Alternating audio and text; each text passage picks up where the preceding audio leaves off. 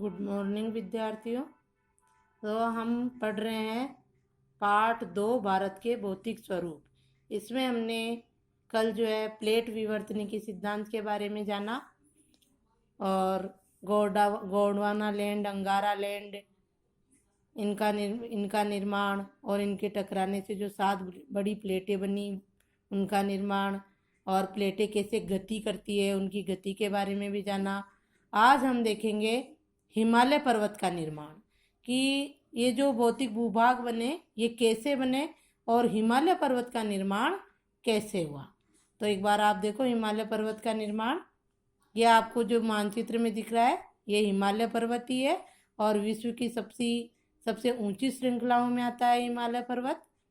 तो इसका निर्माण कैसे हुआ, तो प्लेट विवर्तनी की सिद्धांत हमने देखा और ये जो पृथ्वी पर महाद्वीप, महासागर और जितने भी भौतिक स्वरूप है वो प्लेट विवर्तनी की सिद्धांत के अनुसार पृथ्वी के आंतरिक भूगर्भिक क्रिया और जो ये प्लेटें 7 बड़ी प्लेटें और अन्य छोटी प्लेटें हैं ये जो निरंतर गति करती रहती है, आपस में टकराती है। इनका गति का भी 3 प्रकार की गति भी हमने देखी।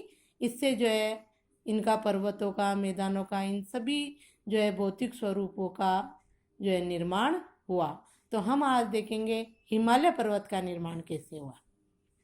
तो देखो हिमालय पर्वत के निर्माण में, हिमालय पर्वत का निर्माण प्लेट विवर्तनी की सिद्धांत के अनुसार विशाल महाद्वीप पेंजिया का दक्षिणी भाग गोंडवाना लैंड व उत्तरी भाग अंगारा लैंड था।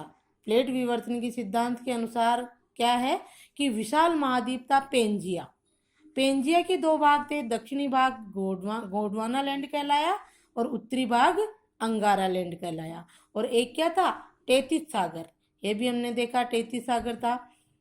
ये 3 ही चीजें थी प्राचीन समय में। अब क्या हुआ कि प्राचीन गोंडवाना लैंड संवहनीय धाराओं के प्रभाव से कई टुकड़ों में विभाजित हो गया। इसका ही एक हिस्सा इंडो ऑस्ट्रेलियन प्लेट था। अब जो गोंडवाना लैंड था, संवहनीय धाराओं के कारण, भूगर्भिक क्रियाओं के कारण ये पृथ्वी जैसे अक्ष पर घूमती है वैसे ये निरंतर गति करते रहते हैं। तो गोंडवाना लैंड कई टुकड़ों में विभाजित हो गया। उसमें 7 बड़ी प्लेट है, उन्हीं में से एक प्लेट है इंडो ऑस्ट्रेलियन प्लेट। ये भारतीय प्लेट भी इसको कहा जाता है। तो देखो आगे विभाजित हो गया, इसका ही एक भाग है, हिस्सा है Indo Australian plate. Indo Australian के उत्तर में यूरेशियन प्लेट हमने कल देखी थी, ऊपर उत्तर में यूरेशियन प्लेट है। ये प्लेटें गति करती रहती है और लगभग 5 करोड़ वर्ष पूर्व इंडो ऑस्ट्रेलियन प्लेट धीरे धीरे खिसकती हुई उत्तर में यूरेशियन प्लेट से जाकर टकरा गई। ये जो प्लेटें हैं एक बार इसको देखो आप, ये आपके इंडो ऑस्ट्रेलियन प्लेट और ये उत्तर में इसकी क्या है, ये यूरेशियन प्लेट। ये धीरे धीरे गति करती है हमने जाना, और गति करती हुई जाकर ये इंडो ऑस्ट्रेलियन प्लेट ये पूरी जगह है तो ये इससे जाकर टकरा गई। इसका घनत्व ज़्यादा है, इंडो ऑस्ट्रेलियन प्लेट का क्या है, घनत्व ज़्यादा है। ये इससे जाकर टकराई धीरे, यानी ये एकदम टक्कर मारी, धीरे धीरे गति करती हुई इस पर जाकर टकरा गई। इसको क्या करने लगी, खिसकाने लगी, धक्का लगाने लगी। इसका घनत्व ज़्यादा है इसलिए ये प्लेट इसके अंदर धंस गई। ये बड़ी प्लेट है तो ये इसके अंदर धंस गई, जिससे कि ये प्लेट क्या हो गई, ऊंची उठ गई। ऊंची उठने से यहाँ जो वो टेथिस सागर का मलबा था वो भी धीरे धीरे क्या होने लगा, ऊंचा उठने लग गया। और इस तरह से पर्वतों का हिमालय पर्वत, फिर वो क्या था, वो जो अवसादी जो चट्टाने थी वो मोड़दार घूमकर धीरे धीरे ऊपर चढ़ी, इसलिए हिमालय पर्वत कैसा है, मोड़दार है। देखो अब आगे, तो लगभग 5 करोड़ वर्ष पूर्व इंडो ऑस्ट्रेलियन प्लेट धीरे धीरे खिसकती हुई उत्तर में यूरेशियन प्लेट से टकराई और उसे उत्तर की ओर धकेलना उसने जारी रखा।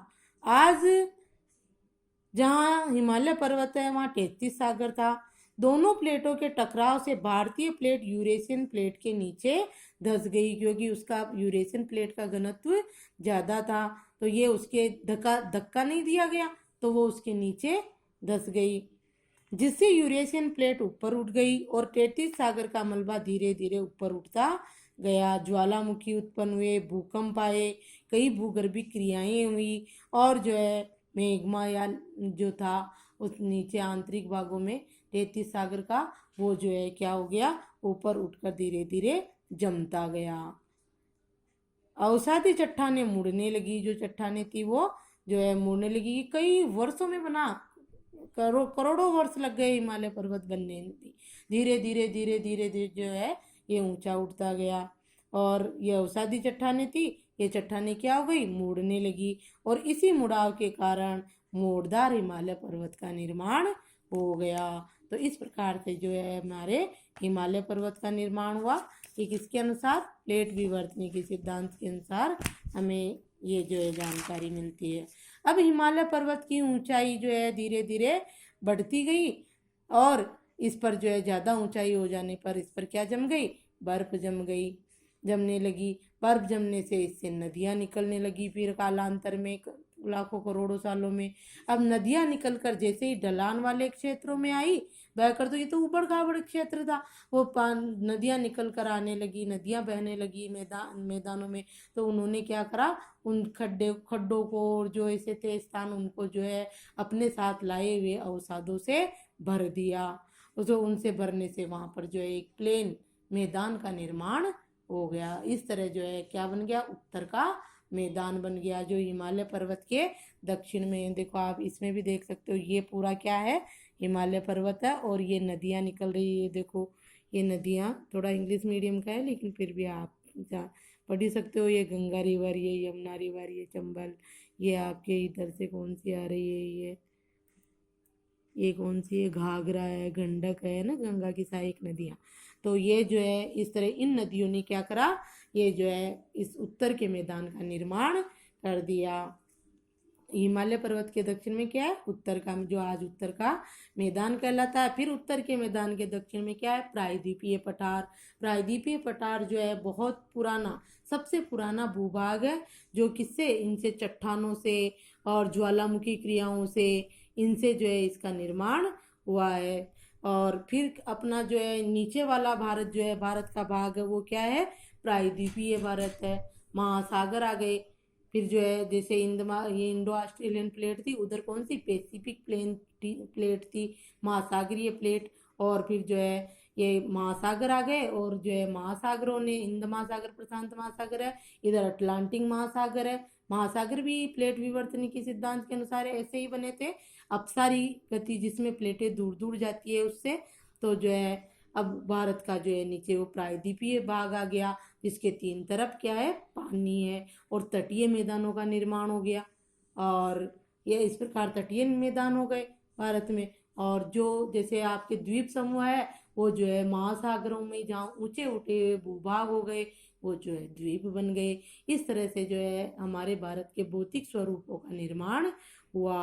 और अब हम आगे के चैप्टर में यही पढ़ेंगे, इस पाठ में, कि जो है भारत के प्रमुख भौतिक स्वरूप कौन कौन से हैं, उनका निर्माण कैसे हुआ, क्या हुआ। तो आज यहाँ तक कि हिमालय पर्वत के निर्माण, कल हम भौतिक प्रदेशों का अध्ययन करेंगे।